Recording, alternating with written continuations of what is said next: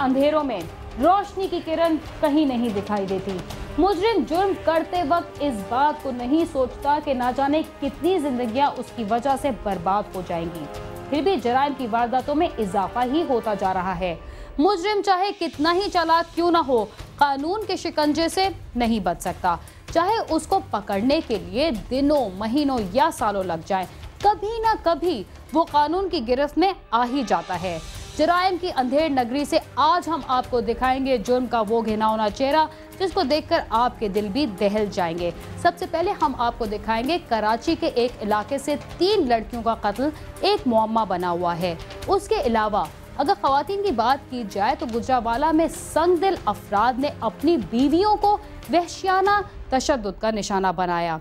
3 माह पहले रावलपिंडी से अगवा होने वाला 8 माह का बच्चा अभी तक बाजियाब न हो सका और कसूर में झगड़े पर बाअसर अफराद ने 5 बहनों के इकलौते भाई को बाप की आंखों के सामने कत्ल कर दिया।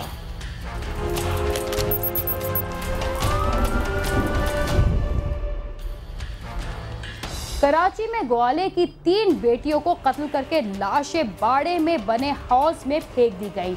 मरने वाली 2 बहनें जिस्मानी माजूरी का शिकार थी। 3 रोज गुजर जाने के बावजूद भी पुलिस कातिल को तलाश नहीं कर सकी।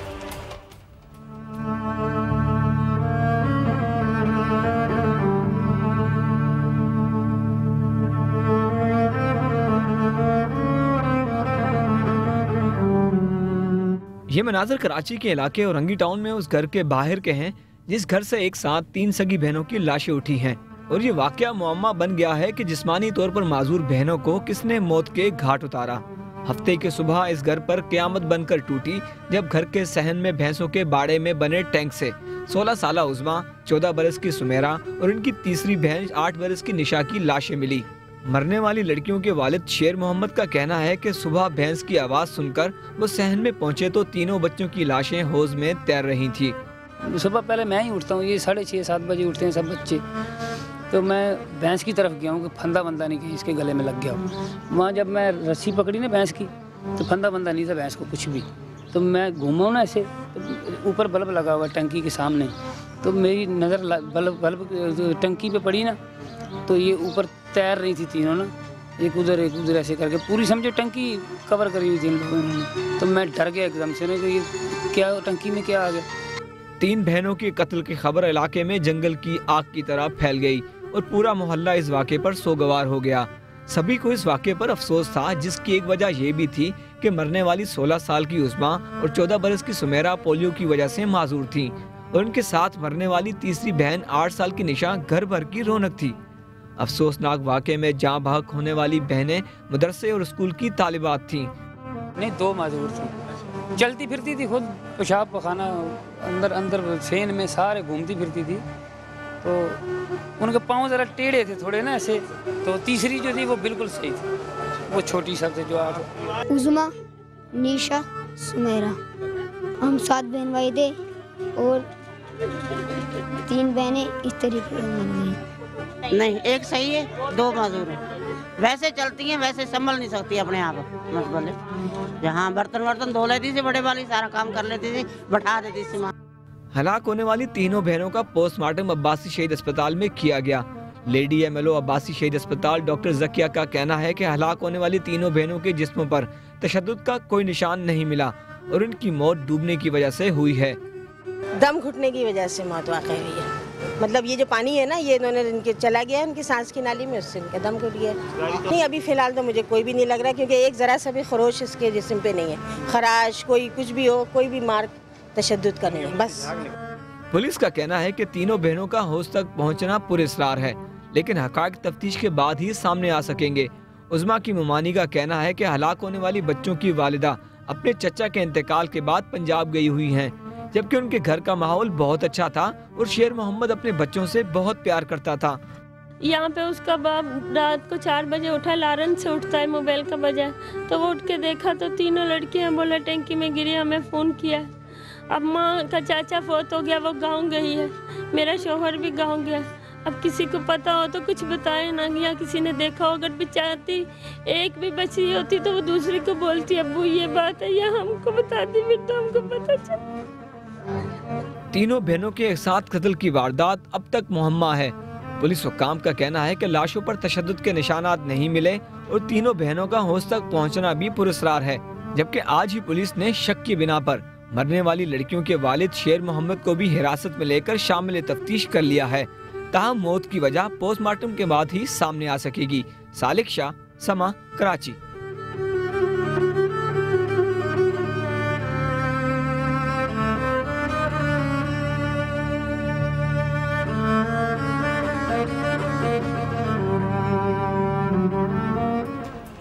रावलपिंडी के इलाके मोहल्ला चाह सुल्तान से अगवा होने वाला 8 माह का बच्चा 3 माह गुजर जाने के बावजूद अगवाखार खातून से बाजियाब नहीं कराया जा सका। बेटे की जुदाई में मां गम से निढाल है।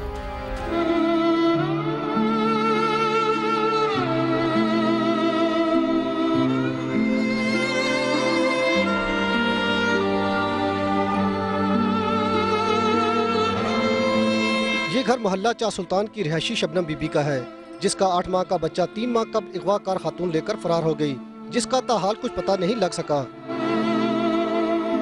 शबनम बीबी के घर आयशा नामी खातून मकान किराए पर लेने के बहाने आई और उससे मुरासम बना लिए। अगवाकार खातून ने मौका मिलते ही शबनम बीबी के बेटे फाहद को लेकर फरार हो गई। थाना वारिस खान में अगवा का मुकदमा दर्ज कराया गया, मगर पुलिस अब तक मगवी बच्चे को बाजियाब कराने में नाकाम है। औरत उठा के घर से जो ले गई है तो पुलिस के पास जाते हैं, वो भी आगे से टाल मटोल करके वापस कर देते हैं। शबनम बीबी के मुताबिक वो थाने के चक्कर लगा लगा कर थक चुकी है, मगर पुलिस तिफल तसलियों की पॉलिसी पर अमल पैरा है। हम भी हर वक्त उसी की याद में रहते हैं, घर जैसे कब्रिस्तान बन गया है।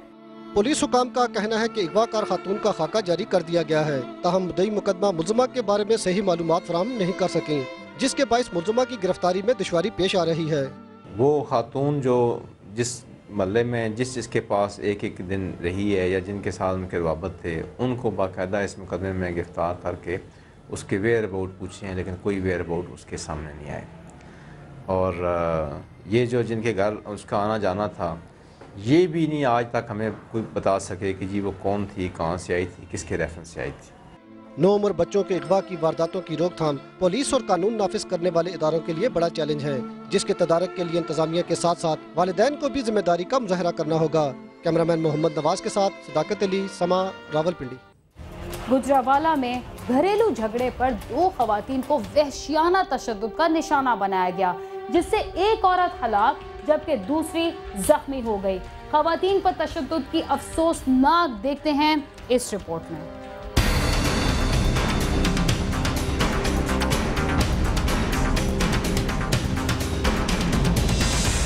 रवां हफ्ते गुजरावाला में खवातीन पर तशद्दुद के 2 वाक़यात हुए। पहला वाक़या सियालकोट रोड के इलाके में हुआ, जहां अहमद नामी शख्स ने बेटे के इलाज के लिए पैसे मांगने पर बीवी मरियम के बाजुओं पर ब्लेड मारकर इसे शदीद जख्मी कर दिया। बाजू पे मारने की कोशिश की है कि एक तरफ से नहीं काम बड़ा छुड़वाया तो दूसरी तरफ शुरू हो गया कि ये मर जाए और बेटा मुझसे छीन लिए है। दूसरा वाक़या ततले आली के इलाके में हुआ, जहां सकदिल शोहर अशरफ ने मेके से पैसे न लाने पर अपनी बीवी ज़ुबैदा को लोहे के राड से वार करके मार डाला। खातून 4 बच्चों की मां थी। हाथ बांध के फिर उसको चाट भी लगाई गई, या सरिया लगाया है, नील पड़े हुए हैं। अच्छा, तो अकेली थी ये घर में, बच्चे बंद किए हुए थे। तो फिर रात के 8 बजे समझ अतला हमारे पास गई। पुलिस के मुताबिक बीवी को हलाक करने वाले सिफाक शोहर को गिरफ्तार कर लिया गया है। एक में बीवी को उसने एलिजेडली ब्लेड मारे थे, जिस पे अभी तफ्तीश जारी है, और दूसरे में एक खातून की डेथ हो गई थी, जिसमें दावेदारी उसके खामिद पे और उसके साले सास ससुर पे की गई थी। उसमें उस औरत का खामिद और खामिद का भाई, औरत का देवर, वो दोनों गिरफ्तार हैं। माशी बदहाली के बायस जन्म लेने वाली ये दास्तानें किसी अलमिया से कम नहीं, और इसके सदर बाब के लिए हुकूमत को संजीदा और ठोस इकदाम करने होंगे। मोहम्मद फैसल, समा, गुजरावाला।